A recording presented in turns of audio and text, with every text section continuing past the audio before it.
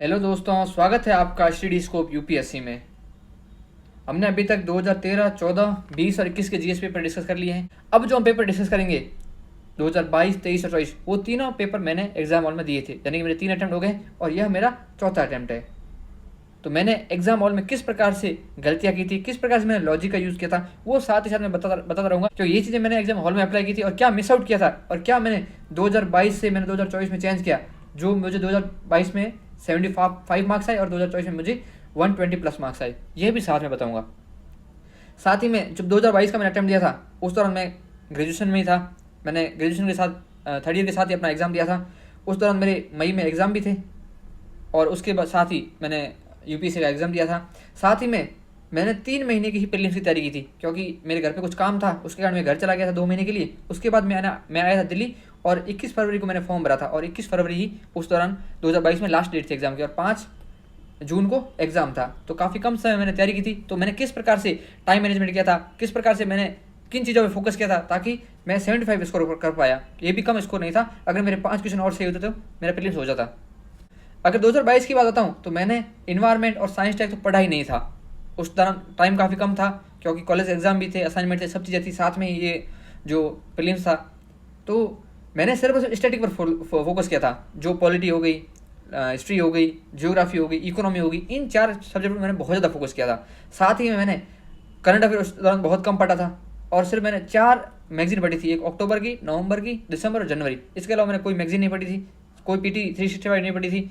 साथ ही में मैंने पीवाईक्यू बहुत ज़्यादा अच्छे से किए थे। मैंने ऑलमोस्ट 3 से 4 बार सारे पीवाईक्यू किए थे। पीवाईक्यू पे फोकस करके गया था और उनमें जो किस प्रकार से हम एलिमिनेशन कर सकते हैं, किस प्रकार से थिंक कर सकते हैं, वो जो मेरे मेंटोर थे उन्होंने बताया था, वही मैंने चीज़ें वहाँ पर अप्लाई की। और मैंने काफ़ी ऐसे रैंडम क्वेश्चन हैं जो मैंने कभी सुने भी नहीं थी, उनको मैं सही करके आया था। तो मैं इस पेपर में यही बताने का ट्राई करूँगा कि आप किस प्रकार से जो अपने माइंड सेट को डेवलप कर सकते हो। तो चलिए शुरू करते हैं। आज का पहला प्रश्न है, त्वरित वित्तीय प्रपत्र, रैपिड फाइनेंस इंस्ट्रूमेंट और त्वरित ऋण सुविधा, रैपिड क्रेडिट फैसिलिटी निम्नलिखित में से किस एक के द्वारा उधार दिए जाने के उपबद्धों से संबंधित है। किस एक के द्वारा, इनमें से चारों में से कौन सा है वो हमें बताना है। यहाँ पर इसमें एक वर्ड कॉमन आया है, क्या है? त्वरित या फिर रैपिड, दोनों में, त्वरित वित्तीय प्रपत्र में भी और त्वरित ऋण सुविधा में भी। इसका मतलब क्या है? फास्ट वित्तीय कौन देगा, फास्ट ऋण कौन देगा, वो हमें बताना है। सीधा सा मतलब हमें जाना है यहाँ पर त्वरित पर ही जाना है, बाकी हमें कुछ नहीं देखना है। जब 1991 में भारत में क्राइसिस आया था, जो भारत की भुगतान संतुलन है वो बिगड़ गया था, तब भारत को लोन किसने दिया था? वो दिया था आईएमएफ ने।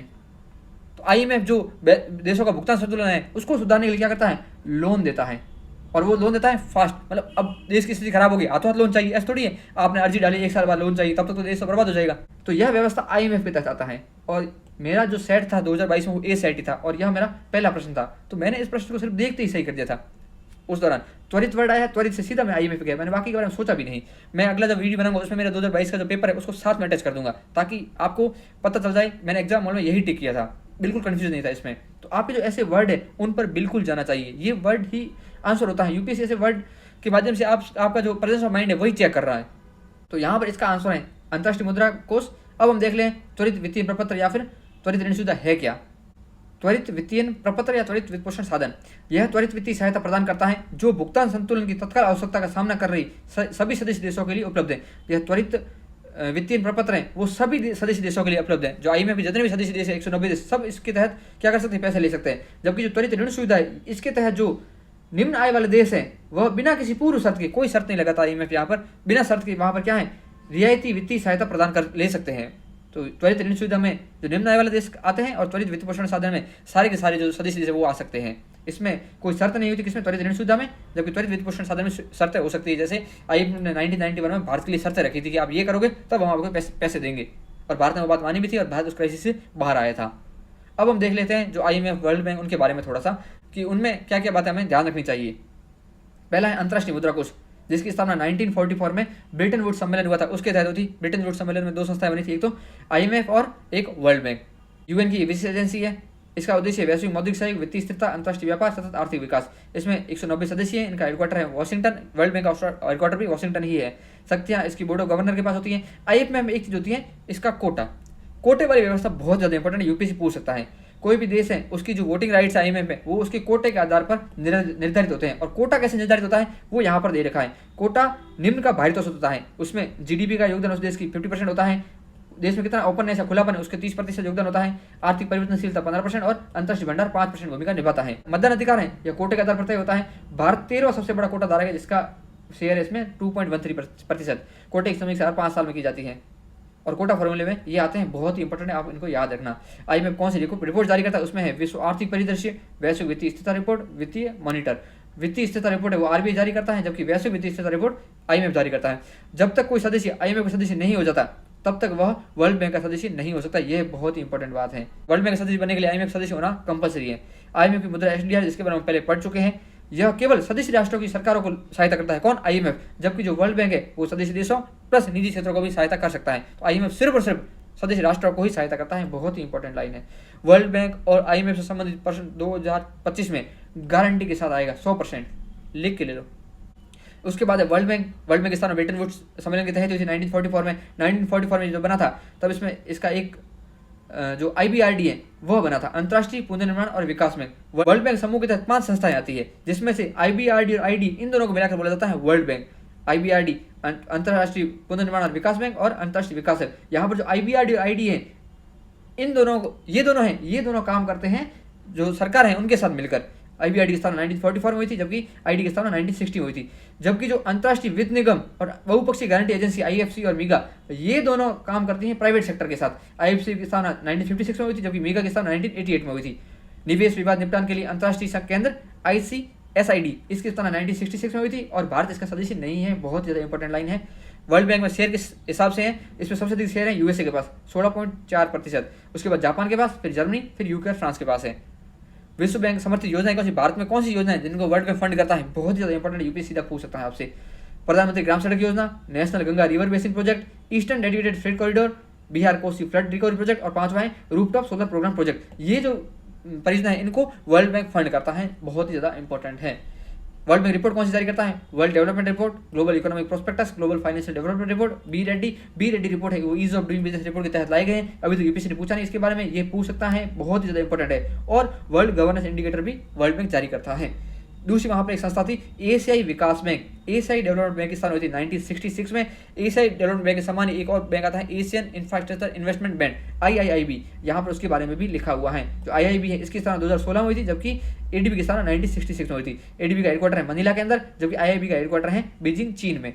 जो ADB है इसका कार्य ऋण अनुदान, तकनीकी सहायता, इक्विटी निवेश के माध्यम से विकासशील सदस्य देशों में निजी क्षेत्र को निजी क्षेत्र को और PPP जो योजना उनको सहायता प्रदान करना। इसके शेयरधारक में सबसे अधिक है जापान और यूएसए के पास बराबर शेयर 15% के करीब, चाइना के पास है 6.4% शेयर, भारत के पास है 6.3% और ऑस्ट्रेलिया के पास है 5.8% इसके शेयर। AIIB है इसमें जो शेयरधारक है वो सबसे अधिक बड़ा चीन है, उसके बाद भारत, उसके बाद रशिया और चौथे नंबर पर जर्मनी। ये भी आप याद रखना, बात यूपीएससी पूछ सकता है। और वहाँ पर एक संगठन था संयुक्त राष्ट्र पर्यावरणीय कार्यक्रम वित्त निगम। यहाँ पर देखिए संयुक्त राष्ट्र पर्यावरण कार्यक्रम UNEP स्थान हुई थी 1972 के तहत। UNEP के तहत जो वित्त पहल है फाइनेंस इनिशिएटिव उसे बोला जाता है UNEP-FI, जिसका गठन हुआ 1992 में। इसका हेडक्वार्टर जिनेवा के अंदर है। UNEP और वित्तीय क्षेत्र है उनके बीच क्या है वैश्विक साझेदारी। कौन? UNEP-FI। उद्देश्य इसके हैं पर्यावरणीय, मेन इसका पर्यावरणीय क्षेत्र पर फोकस होता है, साथ ही में सामाजिक और शासन संबंधी मुद्दों को भी ये देखता है। UNEP संबंधित है तो सीधी सी बात है पर्यावरण संबंधी मुद्दों को ये देखेगा।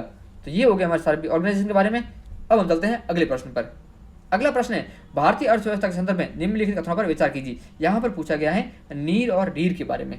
आप नीर और रीढ़ से संबंधित बहुत ही अधिक कंफ्यूजन में होंगे, लेकिन आप इस वीडियो को देखना, इसके बाद आपको कंफ्यूजन बिल्कुल भी नहीं होगी। तो समझते हैं नीर और रीढ़ है क्या।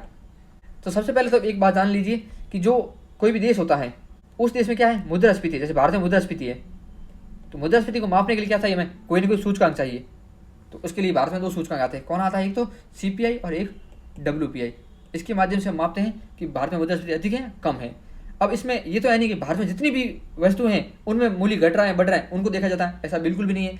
CPI में क्या है कुछ वस्तुएं निर्धारित कर दी और WPI में वैसी क्या है टोकरी बना दी जिसमें कुछ वस्तुएं निर्धारित है, उनमें जो कीमतें बढ़ रही हैं या कीमतें कम हो रही है उसके आधार पर देखा जाता है कि इन्फ्लेशन हो रहा है या इन्फ्लेशन बढ़ रहा है या फिर इन्फ्लेशन कम हो रहा है। अब बात आती है कि किसी देश की करेंसी है, जैसे भारत में रुपया है, अब रुपये की वैल्यू है वो वर्ल्ड जो अदर करेंसी है उसके संदर्भ में एप्रिसिएशन हो रहा है डेप्रिसिएशन हो रहा है, उसको कैसे मापेंगे? उसको मापने के लिए 2 कॉन्सेप्ट आए नीर और रीढ़। नीर की फुल फॉर्म है नॉमिनल इफेक्टिव एक्सचेंज रेट और रीर की फुल फॉर्म है रियल इफेक्टिव एक्सचेंज रेट। दोनों एक ही हैं, बस थोड़ा सा डिफरेंस है, उसको हम आगे देखेंगे। अभी नीर और रीर को एक मान के चलिए, तो हम नीर शब्द लेके चलते हैं। नीर होता क्या है?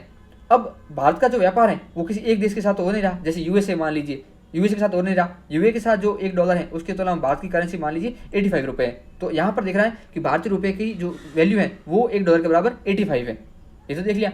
अब भारत सिर्फ यूएसए के साथ व्यापार करता नहीं, भारत अन्य देशों के साथ भी व्यापार करता है, तो ये भारत की वास्तविक वैल्यू नहीं है। अगर विश्व परिदृश्य में देखा जाए, विश्व परिदृश्य में भारत की जो रुपया है उसकी वास्तविक वैल्यू कब आएगी? जब अन्य जो भारत के मेजर ट्रेडिंग पार्टनर है उनके साथ रुपये की क्या वैल्यू है उसको देखेंगे, तब पता चलेगा कि रुपया एप्रिशिएट हो रहा है या रुपया डेप्रिशिएट हो रहा है। तब एक टोकरी बना दी वापस, जैसे CPI-WPI में बनी थी, तो इस टोकरी में 5 देशों की करेंसी ले ली, मान लीजिए यूएसए, जापान, चीन, यूरोपियन एजेंसी और मान लीजिए इंग्लैंड, ये 5 देश ले लिए।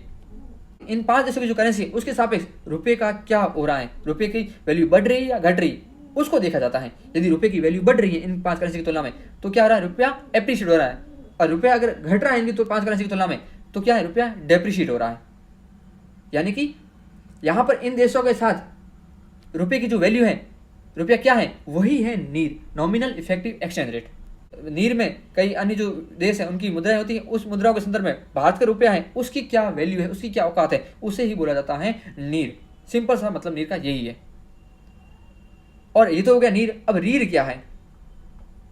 नीर के अंदर यदि मुद्रास्फीति जोड़ देते हैं अन्य देशों के सापेक्ष, अन्य देशों में कितने इन्फ्लेशन हो रहा है और भारत में इन्फ्लेशन कैसा हो रहा है, उसको अगर जोड़ दिया जाता है किसमें? नीर में, तो आ जाता है रीर।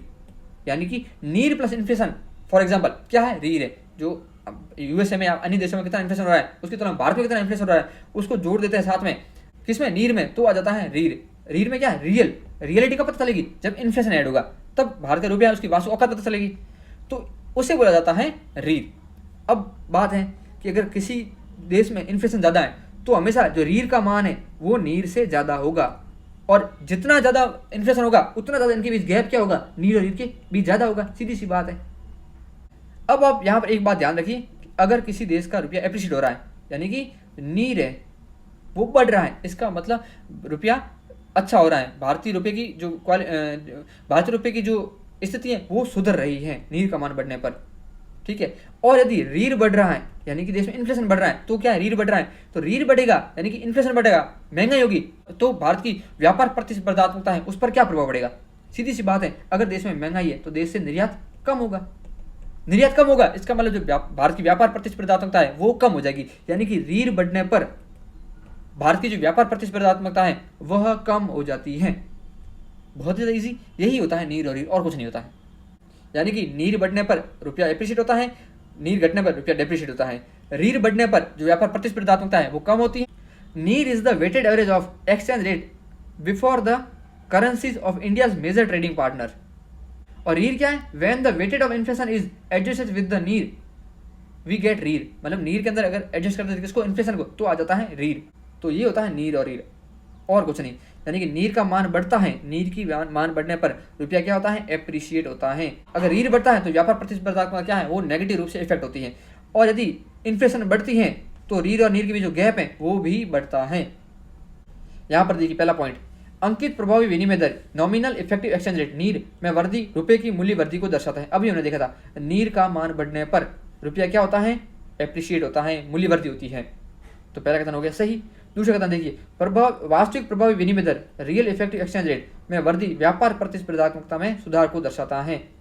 अभी हमने देखा रीर कब बढ़ता है? जब इन्फ्लेशन बढ़ता है। इन्फ्लेशन अगर अधिक है तो व्यापार प्रतिस्पर्धा सुधार नहीं होगा, व्यापार प्रतिस्पर्धात्मकता नेगेटिव रूप से क्या होगी? इफेक्ट होगी। यानी कि दूसरा पॉइंट हो जाता है गलत। दूसरा पॉइंट गलत होती है, आपका आंसर हो जाता है सी सीधा। यानी तीसरा पॉइंट भी है सही। तीसरे पॉइंट में वही बात कही गई है, अभी हमने देखा था कि यदि इन्फ्लेशन बढ़ती है तो रीर और नीर के बीच जो गैप है वो भी बढ़ता है। यहाँ कहा गया अन्य देशों में मुद्रास्फीति के सापेक्ष घरेलू मुद्रास्फीति बढ़ने की प्रवृत्ति नीर और रीर के बीच वर्धमान अपसरण यानी कि इनके बीच जो गैप है वो उत्पन्न कर सकता है, बिल्कुल कर सकता है गैप। यानी कि तीसरा कथन भी सही है, आंसर होता है सी। चलते हैं अगले प्रश्न पर। अगला प्रश्न पूछा गया है, भारतीय अर्थव्यवस्था के संदर्भ में निम्नलिखित कथनों पर विचार कीजिए। यह भी इकोनॉमी का बहुत ही बेसिक प्रश्न है, बहुत अच्छा प्रश्न है और बहुत ही आसान प्रश्न है। पहला कथन है, यदि मुद्रास्फीति अधिक है तो भारतीय रिजर्व बैंक संभावित रूप से सरकारी प्रतिभूतियां खरीद सकता है। पहली बात तो जो भारतीय रिजर्व बैंक है उसका कार्य क्या है? देश में मौद्रिक नीति को स्थापित करना। मौद्रिक नीति का काम क्या है? देश में मनी सप्लाई को रेगुलेट करना। और मनी सप्लाई रेगुलेट होगी तब क्या होगा? उससे इन्फ्लेशन रेगुलेट होगा। अगर यदि देश में मुद्रास्फीति ज़्यादा है, अत्यधिक है, तो क्या करेगा, मनी सप्लाई कम करनी होगी, क्योंकि मनी सप्लाई बढ़ने पर मुद्रास्फीति बढ़नी है, मनी सप्लाई बढ़ेगी तो क्या है, डिमांड बढ़ेगी, डिमांड बढ़ेगी तो इन्फ्लेशन होगा। तो डिमांड को कम करना है तो क्या करना पड़ेगा, मनी सप्लाई को कम करना पड़ेगा। मनी सप्लाई को कम करने के लिए आरबीआई के पास बहुत सारे इंस्ट्रूमेंट है। कौन से इंस्ट्रूमेंट है, एक सीआरआर हो गया, एसआरआर हो गया, रेपो रेट हो गया, ओएम हो गया, जिसके तहत क्या होता है, आरबीआई सरकारी प्रतिभूतियों की खरीद बिक्री के माध्यम से क्या करता है, उसमें मार्केट में मनी सप्लाई रेगुलेट करता है। अब यहाँ पर क्या है, इन्फ्लेशन ज़्यादा है, इन्फ्लेशन ज़्यादा यानी कि मनी सप्लाई को कम करना है। मनी सप्लाई को कम करने के लिए क्या करना चाहिए, आरबीआई को सीआरआर को बढ़ा देना चाहिए, एसएलआर को बढ़ा देना चाहिए, रेपो रेट को बढ़ा देना चाहिए, रिवर्स रेपो रेट को बढ़ा देना चाहिए। इन सबको बढ़ाने से क्या होगा, जो मनी सप्लाई रेगुलेट हो जाएगी, या फिर ओएमओ के तहत जो सरकारी प्रतिभूतियों खरीद बिक्री होती है, जिसमें क्या करेगी आरबीआई, सरकारी प्रतिभूतियों को क्या है, बेचेगा। किसको, बैंकों को। आरबीआई है वो सरकारी प्रतिभूतियां किसको, बैंकों को बेचेगा, और बैंकों से क्या ले लेगा, पैसा ले लेगा। अगर बैंकों से आरबीआई ने पैसा ले लिया, बैंकों के पास पैसा कम बचा, यानी कि मनी सप्लाई कम हो गई। यहाँ पर क्या लिखा गया है, यदि मुद्रास्फीति अत्यधिक है तो भारतीय रिजर्व बैंक आरबीआई संभावित रूप से सरकारी प्रतिभूतियां खरीद सकता है। यहाँ कहा गया सरकारी प्रतिभूतियां खरीदेगा। अगर आरबीआई सरकारी प्रतिभूतियां खरीदेगा बैंक से या लोगों से, तो आरबीआई ने प्रतिभूति ले ली और प्रतिभूति के बदले क्या दी, पैसे दी, यानी कि मनी सप्लाई ये बढ़ा रहा है। और यहाँ करना क्या है, मनी सप्लाई को कम करना है। इसलिए पहला कथन होता है गलत, पहला कथन गलत होते ही आंसर आ जाता है अपना बी सीधा। समझ गए होंगे आप सीधे साहब कि आरबीआई को यहाँ इन्फ्लेशन कम करना है, इन्फ्लेशन कम करने के लिए मनी सप्लाई कम करना है, मनी सप्लाई कम करने के लिए आरबीआई क्या करेगा, सरकारी प्रतिभूतियों को बेचेगा, न कि खरीदेगा। तो यहाँ पर पहला कथन गलत। दूसरा कथन देखिए जो कि सही है, यदि रुपये का तेजी से मूल्यह्रास हो रहा है, रुपया डेप्रिशिएट हो रहा है, तो आरबीआई बाजार में डॉलरों का संभावित रूप से विक्रय कर सकता है। विक्रय यानी कि आरबीआई डॉलर को बेचेगा, मार्केट में रिलीज करेगा, इसका मतलब ये है। अब पहली बात, रुपये का मूल्य कब होता है, जब मार्केट में डॉलर की डिमांड बढ़ जाती है। डॉलर की डिमांड बढ़ती है तो रुपया गिरता है, रुपये का मूल्यह्रास होता है। अब आज के संदर्भ में देखें तो रुपया गिर क्यों रहा है, करेंसी क्यों गिर रही है, क्योंकि जो डॉलर की डिमांड है वो बढ़ रही है। डॉलर की डिमांड बढ़ने से रुपया घट जाता है। अगर मार्केट के अंदर डॉलर पर्याप्त मात्रा होंगे तो रुपये का मूल्यह्रास नहीं होगा। तो आरबीआई यहाँ पर क्या करता है, जब डॉलर की डिमांड बहुत बढ़ जाती है और रुपया गिरने लग जाता है, तो आरबीआई मार्केट में डॉलर रिलीज कर देती है, डॉलर की आपूर्ति कर देती है। डॉलर की आपूर्ति करने पर डॉलर पर्याप्त मात्रा मिल जाएंगे तो रुपया गिरेगा नहीं, रुपये का मूल्यह्रास नहीं होगा। तो दूसरा कथन हो जाता है सही। आपको बस थिंक करना है, किस प्रकार से आप थिंक करके प्रश्नों को कर सकते हैं। इस प्रकार का प्रश्न बहुत ही आसान होता है और यूपीएससी ऐसा प्रश्न 2-3 हर साल पूछते हैं। तीसरा है, यदि यूएसए या यूरोपीय संघ में ब्याज दर गिरती है, यानी कि वहां पर क्या है, प्रॉफिट कम हो रहा है, किनको, निवेशकों को, जो पैसे डाल रहे हैं उनको प्रॉफिट कम हो रहा है, क्योंकि वहां पर ब्याज दर कम हो रही है, तो इसे संभावित रूप से आरबीआई की डॉलरों की खरीद प्रेरित हो सकती है। अब क्या है, यूएसए या यूरोप में क्या है, डॉलरों की वहां पर ब्याज दर कम हो रही है, तो वहां पर निवेशक उनको प्रॉफिट कम मिल रहा है, तो निवेशक कहाँ आ जाएंगे, इंडिया आ जाएंगे डॉलर लेके, और भारत में क्या आ जाएंगे, डॉलर की सप्लाई होगी, डॉलर की सप्लाई हुई। अब डॉलर की सप्लाई हुई तो इससे क्या हो सकता है, मनी सप्लाई हो सकती है, बढ़ सकती है, और मनी सप्लाई बढ़ने से इन्फ्लेशन हो सकता है। आरबीआई को इन्फ्लेशन रेगुलेट करना है सबसे पहले तो आरबीआई क्या करेगा, आरबीआई करेगा कि जो अत्यधिक डॉलर आए हैं मार्केट में, उन डॉलर को क्या करेगा, खरीदेगा, ताकि डॉलर की सप्लाई नियंत्रित हो जाए। डॉलर मार्केट में कम, मनी सप्लाई कम, तो इन्फ्लेशन कम, तो आरबीआई का जो काम है वो सही से सुचारू रूप से चलेगा, क्योंकि आरबीआई को इन्फ्लेशन 2 से 6% के बीच में रखना है। 2 से 6% से ऊपर नीचे होता है तो आरबीआई को नोटिस देना, लेटर देना पड़ता है सरकार को, भाई तुम क्यों नहीं फेल हो गए अपने काम को लेके। इसलिए यहाँ पर तीसरा कथन भी होता है सही। सीधी सी बात है, मनी सप्लाई है, मार्केट में कब मनी सप्लाई बढ़ रही है, कब घट रही है, आपको ये चीज़ कॉन्सेप्ट एकदम अच्छे से क्लियर होने चाहिए, तभी आप इस प्रश्न को आसानी से कर पाओगे। तो यहाँ आंसर होता है बी। चलते हैं अगले प्रश्न पर। अगला प्रश्न है, G20 कॉमन फ्रेमवर्क के संदर्भ में निम्नलिखित कथनों पर विचार कीजिए। यहाँ पर पूछा गया है, पहला कथन है, यह G20 और उसके साथ पेरिस क्लब द्वारा समर्थित पहल है। दूसरा है, यह अधारणी ऋण वाले निम्न आय देशों की सहायता देने की पहल है। यहाँ पर G20 कॉमन फ्रेमवर्क है, यह लाया गया था 2020 में कोविड के बाद। जो क्या है, बहुत ही ज़्यादा कमजोर देश हैं, गरीब देश हैं, उन्होंने जो कोविड से सामना कई समस्याओं का सामना किया है, जिसके कारण जो उनके ऋण हैं वो अस्थिर हो गए, अधारणीय हो गए, वो ऋण चुका नहीं पा रहे। इसलिए उससे निपटने के लिए, अस्थिर ऋणों से निपटने के लिए G20 कॉमन फ्रेमवर्क की शुरुआत की गई थी। कब, 2020 में, यानी कि कोविड के कारण जो गरीब देश हैं वो अपने ऋण हैं वो चुका नहीं पा रहे, उसके लिए G20 कॉमन फ्रेमवर्क बनाया गया था। जो अधारणी ऋण है, अधारणी ऋण ऐसे ऋण होते हैं कि जैसे किसी व्यक्ति ने ऋण लिया है, अब वो कह रहा है अब मेरे से ऋण चुकाया नहीं जाएगा, तो वो ऋण होगा, वो अधारणी ऋण होगा। यानी कि वह ऋण जहां उधारकर्ता अपने दायित्व को पूरा करने में असमर्थ होता है, वह कहलाता है अधारणी ऋण या अस्थिर ऋण। तो यह पहल अधारणी ऋण वाले निम्न आय वाले देशों की सहायता देने की पहल है, बिल्कुल सही कथन है। और दूसरा, यह G20 और उसके द्वारा पेरिस क्लब द्वारा समर्थित पहल है, यह भी कथन सही है। यह पता नहीं था इसलिए यह प्रश्न था वो टफ हो जाता है। पेरिस क्लब की स्थापना हुई थी 1956 में, और इसका उद्देश्य क्या था, जो पेरिस क्लब है, अब क्लब में कई सदस्य होंगे, तो इसमें जो ऋणदाता होते हैं वो सदस्य होते हैं और ऋणदाता यहाँ पर व्यवस्था बनाते हैं कि किस प्रकार से जो ऋणी देश है वो अपने ऋण समस्याओं से बाहर आ पाए, ऋण समस्याओं का निपटान कर पाए स्थायी तरीके से। यह ये जो पेरिस क्लब है देखता है। इसकी स्थापना 1956 में हुई थी। G20 की स्थापना 1999 में हुई थी। इसकी जो टोटल 21 मेंबर है, आपको 21 मेंबर का नाम पता होना चाहिए। जो G20 है वो 85% जीडीपी कवर करती है वर्ल्ड की, 75% जो ट्रेड है विश्व का वो क्या कवर करती है और 66% जनसंख्या को ये कवर करता है। इसका गठन 1999 में हुआ, जो हमने अभी देख लिया है। साथ ही में 2023 का जो G20 समिट हुआ वो भारत में हुआ था, जिसमें वसुधैव कुटुंबकम भारत का जो थीम थी। इसके साथ ही जो G20 है उसमें जो ट्रायोका है अभी, उसमें भारत, ब्राजील और साउथ अफ्रीका है। ये भी आप चीज याद रखना, यूपीसी पूछ ली क्या पता।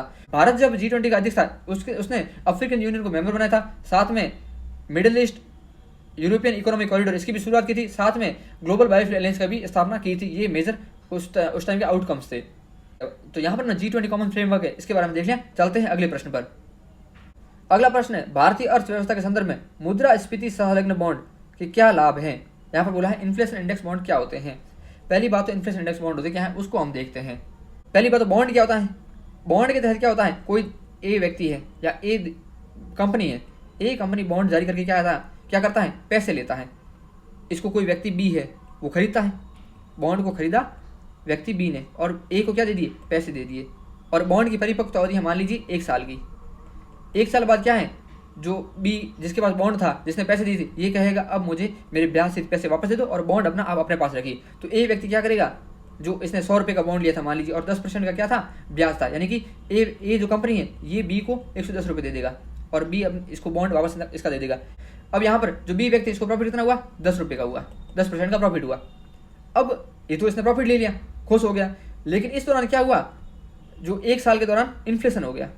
अब यहाँ पे जो 1 साल था, 1 वर्ष के दौरान क्या हुआ है, इन्फ्लेशन हो गया है। कितना प्रतिशत का, 8% तक इन्फ्लेशन हो गया। तो इसका क्या मतलब है, इसका मतलब है कि जो पहले 100 रुपये की, 1 साल पहले जो 100 रुपये की वैल्यू थी वो अब वैल्यू 108 रुपये की। यानी कि पहले जो 100 रुपये में खरीद पाते हो इन्फ्लेशन से पहले, अब इन्फ्लेशन बढ़ने के बाद वह सेम वस्तु आप 108 रुपये में खरीद पाएंगे। यानी कि मुद्रा की जो वैल्यू है वो क्या है, गिर गई है, मुद्रा की वैल्यू गिर गई है। इसका मतलब ये है कि जो उस बंदे को प्रॉफिट हुआ था 10 रुपये का, वो वास्तव में प्रॉफिट 10 रुपये का था ही नहीं, वो प्रॉफिट था वास्तव में 2 रुपये का। अब आज के समय में जो 108 रुपये है उसकी वैल्यू 100 रुपये के बराबर ही, यानी कि जो इस व्यक्ति है इसको प्रॉफिट हुआ है सिर्फ और सिर्फ 2 रुपये का, 2 रुपये का प्रॉफिट हुआ है। अब ये बंदा कहा ये क्या मतलब है, मैंने 1 साल पहले बॉन्ड दिया, प्रॉफिट हो रहा मेरे को 2 रुपये का, वास्तव में देख मेरे को 10% का रहा है, 10 रुपये का। तो इसने कहा मैं अब बॉन्ड में इन्वेस्ट ही नहीं करूँगा क्योंकि बॉन्ड तो घाटे का सौदा हो गया। तो ये बंदा है, ऐसे बंदे लोग भौतिक परिसंपत्तियों में इन्वेस्ट करने लगे। तो भौतिक परिसंपत्तियों में इन्वेस्ट करने से क्या हुआ,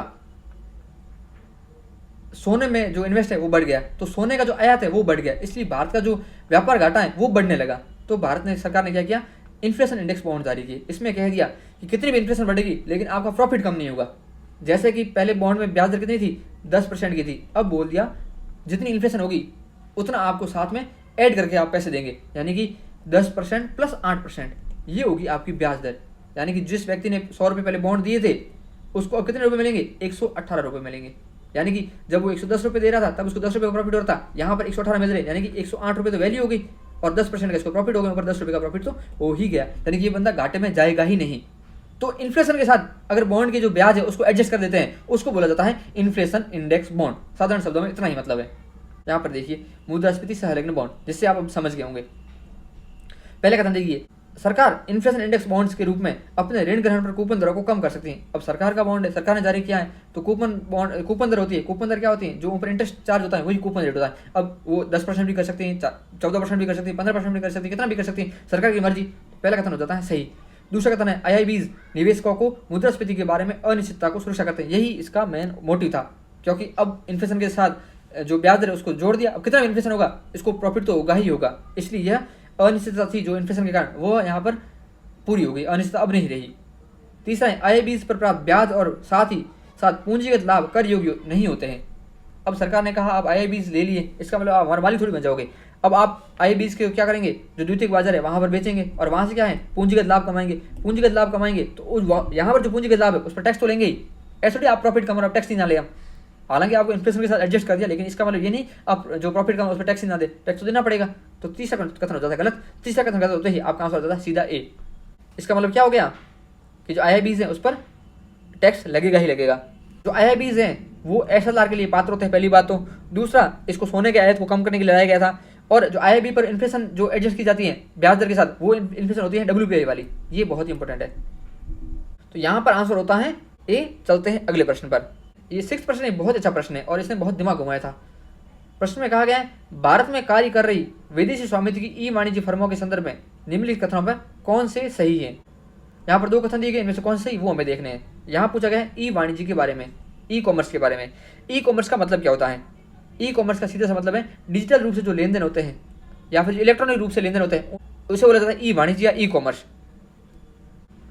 ई वाणिज्य डिजिटल और इलेक्ट्रॉनिक नेटवर्क पर सामान और सेवाओं की खरीद और बिक्री है जिसमें डिजिटल उत्पाद शामिल है। इसके काफ़ी जो टाइप्स होते हैं, जैसे B2C यानी कि बिजनेस टू कस्टमर, जैसे कि अमेजोन के माध्यम से क्या है, कोई दुकानदार है वो अपना सामान बेच रहा है किसको, उपभोक्ता को, तो वो मॉडल होगा B2C business to customer. B2B है, 2 थोक व्यापारी है, बड़े थोक व्यापारी, वो ऑनलाइन क्या है, सामान के आदान प्रदान कर रहे हैं, खरीद बिक्री कर रहे हैं, उसे बोला जाएगा business to business. Consumer to consumer क्या है, जैसे OLX पर क्या है, हम सेकंड हैंड चीज़ें बेच सकते हैं, हम भी कंज्यूमर है, सामने वाला खरीदने वाला भी कंज्यूमर है, इसे बोला जाता है C2C मॉडल।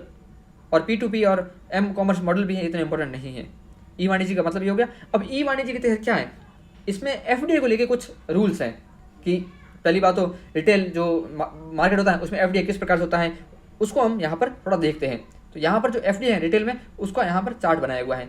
सबसे पहले इसके 2 पार्ट हो जाएंगे, एक तो होगा सिंगल ब्रांड और एक होता मल्टी ब्रांड। सिंगल ब्रांड का मतलब क्या हुआ, जैसे आप मेगा सिटी में जाएंगे, वहाँ शोरूम हो गए बड़े बड़े, जैसे प्यूमा का शोरूम हो गया, स्केचर्स का शोरूम हो गया, नाइकी का शोरूम हो गया, ठीक है। इन शोरूम में क्या होता है, एक ही कंपनी का क्या है वस्तु रखी जाती हैं। जैसे प्यूमा का शोरूम है तो वहाँ पर प्यूमा के ही चीज़ें मिलेगी, तो वो क्या होगा, सिंगल ब्रांड वाला दुकान होगी। तो इन सिंगल ब्रांड वाले जो दुकान होती है, इनमें क्या होता है 100% FDI अलग होती है। यानी कि प्यूमा बाहर की कंपनी है, वो यहाँ पर प्यूमा का शोरूम खोल सकता है, FDI मतलब 100% है। दूसरा होता है मल्टी ब्रांड, जैसे बिग बास्केट हो गया, इनमें जो FDI होती हैं वो अलग अलग रूप में होती हैं, वो हम आगे देखते हैं। यही बहुत ज़्यादा इंपॉर्टेंट है। बिग बास्केट का जो बिग बास्केट है वो मल्टी ब्रांड का हो गया। किस प्रकार से, इसमें बहुत सारी जो ब्रांड होते हैं उनका सामान एक साथ बेचा जाता है।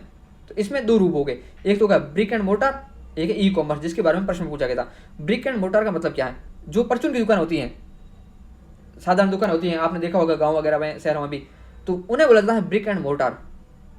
यहाँ पर जो ब्रिक एंड मोटर है उसमें FDI अलाउ नहीं है, क्योंकि भारत की जो स्वरोजगार वाली चेन है वो इस ब्रिक एंड मोटर पर ही टिकी हुई है। दुकानदार कितने ज़्यादा हैं, अगर इसमें FDI अलाउ हो गई तो यहाँ पर जो भारतीय लोगों का जो रोजगार है वो छिन जाएगा यहाँ पर, इसलिए इसमें FDI अलाउ नहीं है। हालांकि जो UPA गवर्नमेंट थी उसने 2012 में 51% FDI अलाउ कर दी थी, लेकिन जब NDA गवर्नमेंट वापस आई थी तो उन्होंने जो ब्रिक एंड मोटर में FDI को वापस हटा दिया था। इसका एग्जाम्पल परचून की दुकान होगी। दूसरा ई कॉमर्स। अब ई कॉमर्स है, अभी हमने देखा ई कॉमर्स होता क्या है, इलेक्ट्रॉनिक या डिजिटल रूप से लेन देन।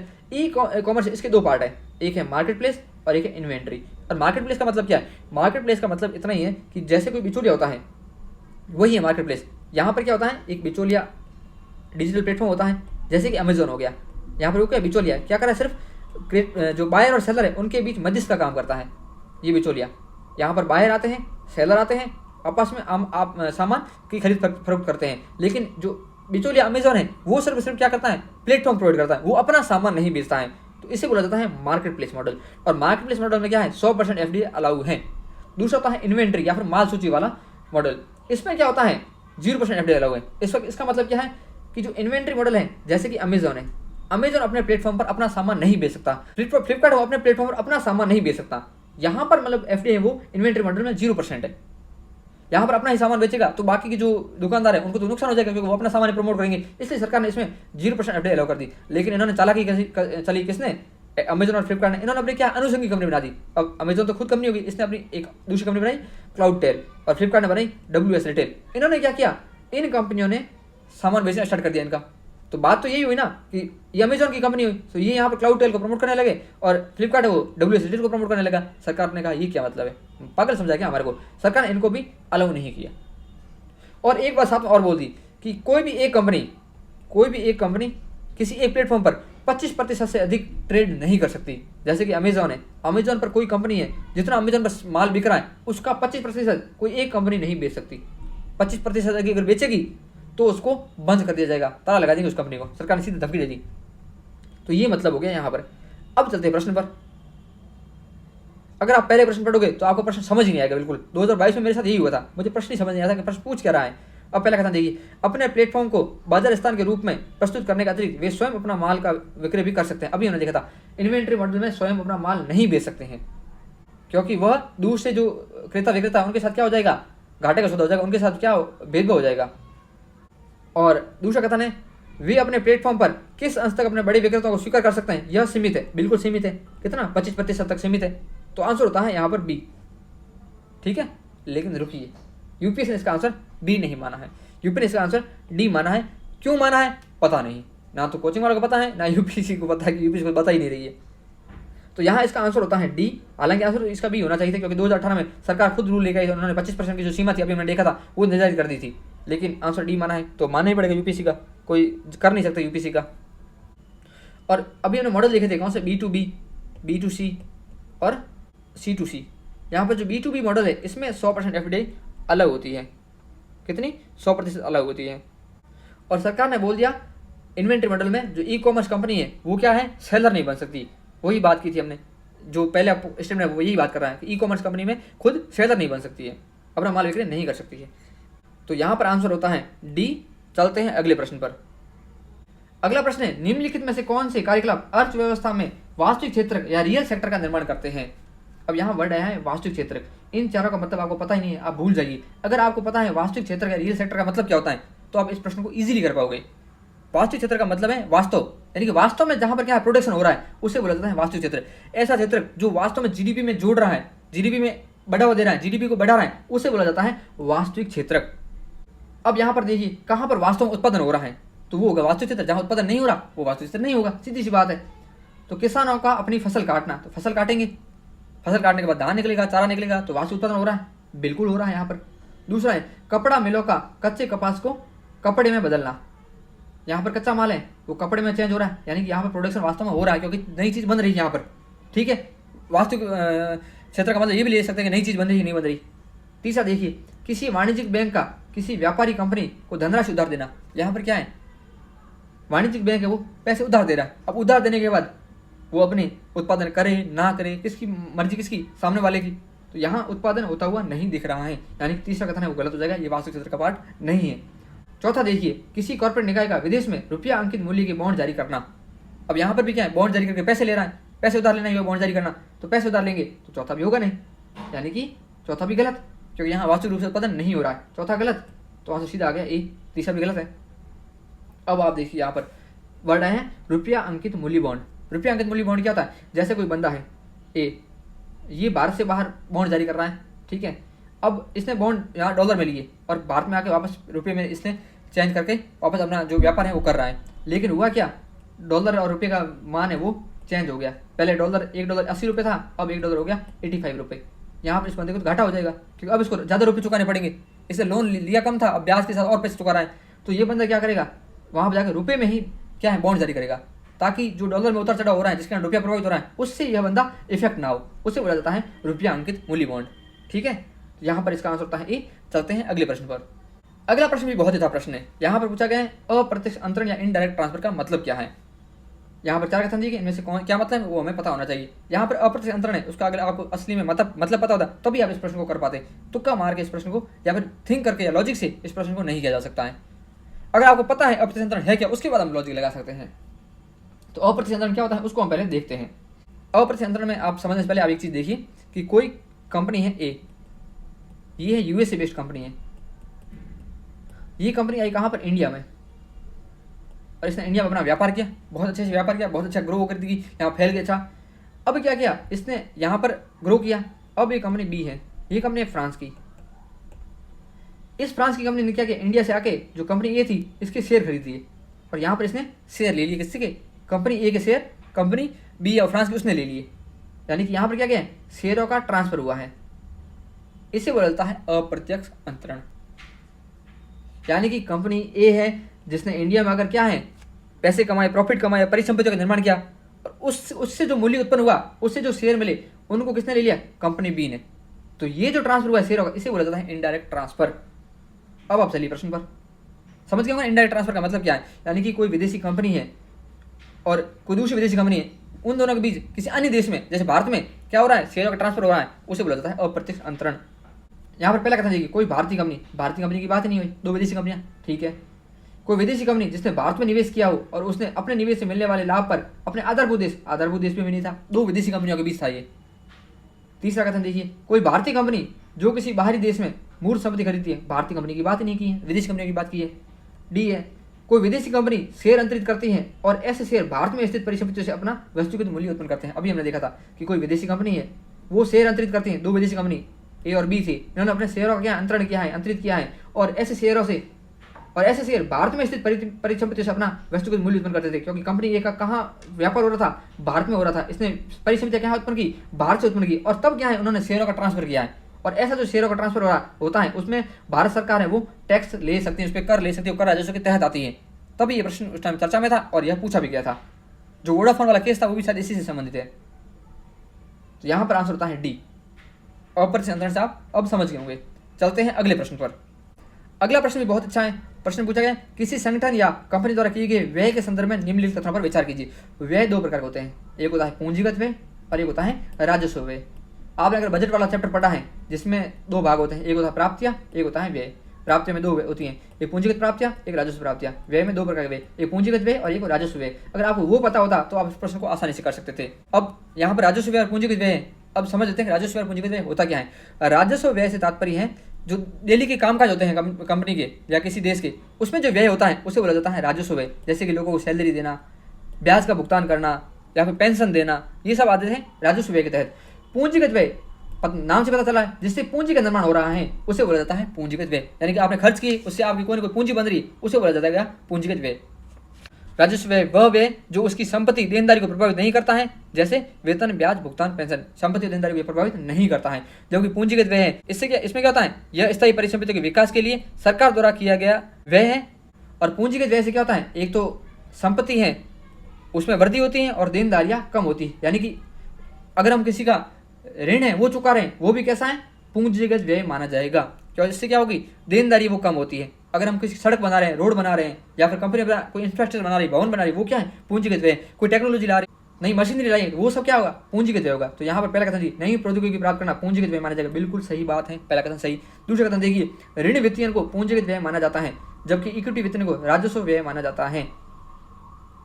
ऋण वित्तीयन होता है वह पूंजीगत व्यय और राजस्व व्यय दोनों हो सकता है। अगर हमने ऋण क्या है, कंपनी की सैलरी, कंपनी के जो लोग हैं उनकी सैलरी चुकाने के लिए लिया है, तो वो क्या हो जाएगा, राजस्व व्यय माना जाएगा। अगर ऋण हमने नया भवन बनाने के लिए लिया है तो वो क्या हो जाएगा, वो हो जाएगा पूंजीगत व्यय। ठीक है, दोनों हो सकता है। इक्विटी वित्तीयन होता है वो जनरली होता है पूंजीगत व्यय ही माना जाता है, क्योंकि इक्विटी हम तब बेचते हैं, जब शेयर हम तब बेचते हैं जब हमें कंपनी को एक्सटेंड करना होता है। अब कोई कंपनी है वो दो प्रकार से लोन ले सकती है, एक होता है ऋण के माध्यम से, एक होता है इक्विटी के माध्यम से। ऋण में क्या होता है, आप ऋण चुका दिया, ब्याज चुका दिया, काम खत्म। इक्विटी में क्या होता है, शेयरों का ट्रांसफर होता है, यानी कि यहाँ पर ओनरशिप ट्रांसफर होती है। तो इक्विटी वित्तीयन के तहत जो पैसा लिया जाता है वो पूंजीगत व्यय का भाग माना जाता है, न कि राजस्व व्यय का भाग। इसलिए दूसरा कथन होता है गलत, आंसर होता है ए। जो ऋण वित्तीयन है वो राजस्व व्यय और पूंजीगत व्यय दोनों हो सकता है। ठीक है, तो आप समझ गए होंगे पूंजीगत वित्तीयन और ऋण वित्तीयन है क्या। चलते हैं अगले प्रश्न पर। अगला प्रश्न है, भारतीय अर्थव्यवस्था के संदर्भ में निम्नलिखित कथनों पर विचार कीजिए। पहला कथन है, घरेलू वित्तीय बचत का एक भाग सरकारी ऋण ग्रहण के लिए जाता है। अब घरेलू वित्तीय बचत होती है और बचत को कहाँ, बैंकों में जमा करते हैं, म्यूचुअल फंड में जमा करते हैं, बीमा में जमा करते हैं, या फिर हम कोई पॉलिसीज खरीदते हैं गवर्नमेंट की, तो वो पैसा कहाँ जा सकता है, आगे सरकार के पास जा सकता है। सरकार उनसे लोन ले सकती है बैंकों से आगे, तो पैसा है किसका, घरेलू बचत का ही है। तो पहला पॉइंट जनरली सही हो जाता है, एकदम सीधा सा बात है। दूसरा है, नीलामी में बाजार संबंधित दरों पर जारी दिनांकित प्रतिभूतियां आंतरिक ऋण का एक बड़ा घटक है। यहाँ पर आए दिनांकित प्रतिभूतियां। अब सरकार है वो बॉन्ड जारी करती है, एक होता है अल्पकालिक बॉन्ड, एक होता है दीर्घकालिक बॉन्ड। अल्पकालिक बॉन्ड होता है उसे बोला जाता है टी बिल या ट्रेजरी बिल। दीर्घकालिक बॉन्ड होते हैं उसे बोला जाता है दिनांकित प्रतिभूति या डेटेड सिक्योरिटी। दिनांकित प्रतिभूतियां हैं वो आंतरिक ऋण का एक बड़ा घटक है। बिल्कुल सही बात है, दिनांकित प्रतिभूतियां आंतरिक ऋण का बहुत ही बड़ा घटक है, इसलिए दूसरा कथन हो जाता है सही, पहला कथन भी सही, आंसर होता है सी। घरेलू वित्तीय बचत का एक हिस्सा भारत के सार्वजनिक खातों में हिस्से के रूप में सरकारी उधार में जाता है। इसमें मुख्य रूप से भविष्य निधि शामिल है, ये इसके घरेलू वित्तीय बचत के पार्ट हो गए, आप यहाँ पर पढ़ सकते हैं। दूसरा दिनांकित प्रतिभूतियां, ये सरकारी प्रतिभूतियां बॉन्ड है जो दीर्घकालिक होते हैं, जिसकी अवधि 5 से 30 वर्ष की होती है। बाजार से संबंधित दरों पर जारी दिनांकित प्रतिभूतियां आंतरिक ऋण का एक बहुत बड़ा हिस्सा है। मार्च 2023 तक दिनांकित प्रतिभूतियों का भारत में कुल बकाया आंतरिक ऋण में लगभग 77% का हिस्सा है, तो बहुत ही बड़ा हिस्सा है, इसलिए दूसरा कदम भी सही था, इसलिए आंसर हो गया था सी। मैं हालांकि आज 20 क्वेश्चन करना चाहता था, लेकिन बीच में क्या हुआ कि मैं जो स्क्रीन रिकॉर्डिंग है वो चालू करना भूल गया था, तो मैंने पूरा बोल के रिकॉर्ड कर दिया था, लेकिन रिकॉर्डिंग चालू नहीं थी, इसलिए रिकॉर्ड नहीं कर पाया था। तो फिर वापस मैंने रिकॉर्ड किया है, तो टाइम काफ़ी लग गया है, इसलिए मैं आज 10 क्वेश्चन नहीं कर पाऊंगा। तो आज के हमारे डिस्कशन में इतना ही।